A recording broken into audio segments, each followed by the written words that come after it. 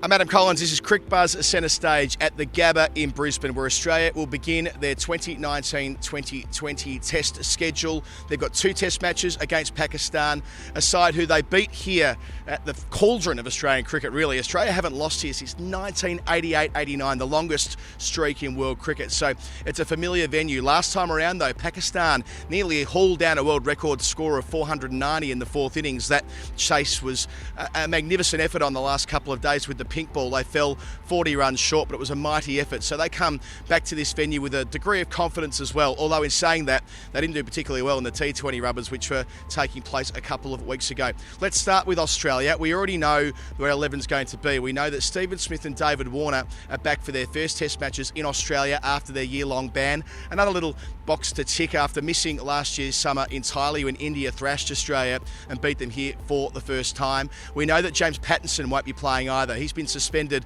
for a comment that he made during the Sheffield Shield game against Queensland last week. He's been left out of consideration this week as a consequence of that, which will mean Mitchell Starc gets his opportunity to play. Of course, Starc only played one of the 5 Ashes Test matches in England where they were able to split the difference 2-2 and retain the Ashes. A fantastic effort from Tim Paine's side over there, but Starc wasn't that important in that, but he'll play here alongside Josh Hazlewood, Patrick Cummins and Nathan Lyon, that first choice quartet of Australian bowlers. Travis Head, the vice-captain, is back into the side that lost at the Oval in the final Test match. He was omitted from that team, having played the previous 4 Test matches. And local boy Joe Burns, he's been an in-and-out sort of fixture when it comes to Australian cricket in the last few years. He's played 16 times in the baggy green, made 400s, averages 40. A fantastic record when you consider how opening batsmen around the world have gone in the last 5 years or so. He gets another chance on his home ground here at the Gabba, the place where he made his first Test century 4 years ago. Stephen Smith is, of course, the man they rely on most. Tim Paine said that at the press conference, but the skipper reckons that at a ground they know so well, where they are so confident that other players will now step up to the plate. We certainly enjoyed having them back last winter, and yeah, certainly Steve's added a hell of a lot of runs, a hell of a lot of know-how and a lot of experience, and Dave's the same. So again, I touched on it a lot last summer. It's really critical now that our young players spend a lot of time with those guys, learn from them as much as we can, and try and emulate, I suppose, the things that they've been doing. So we'd like to support Steve, as I touched on before, a lot more this summer. Davey's certainly one of those guys who's really keen to get amongst the runs, and just watching him the last few days in the nets, he looks as good as I've seen him for a long time, which is a great sign for us.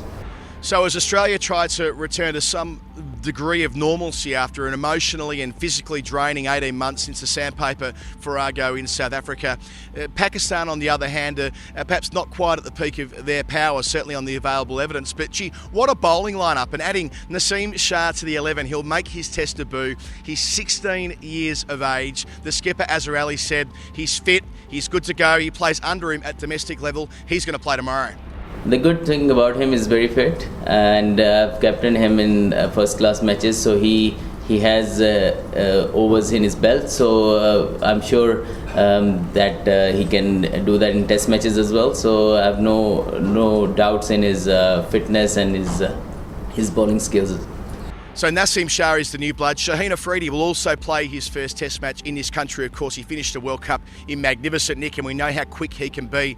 But also the focus is on a couple of men who came here 3 years ago. Babar Azhar has flattered to deceive with the red ball. Such a dynamic white ball cricketer, the #1 ranked player in T20 internationals. Of course, a phenomenal record in 50-over cricket as well.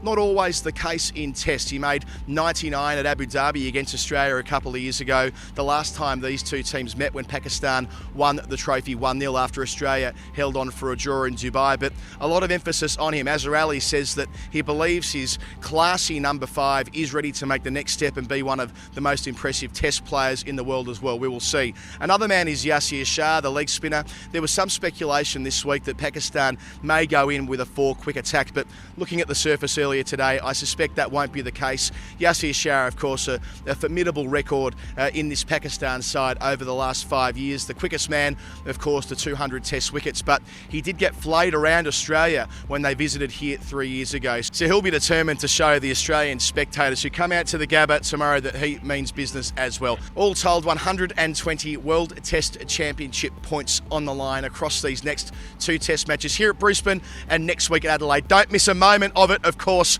on Cricket Buzz Centerstage with Adam Collins. I'll talk to you at Stumps every night.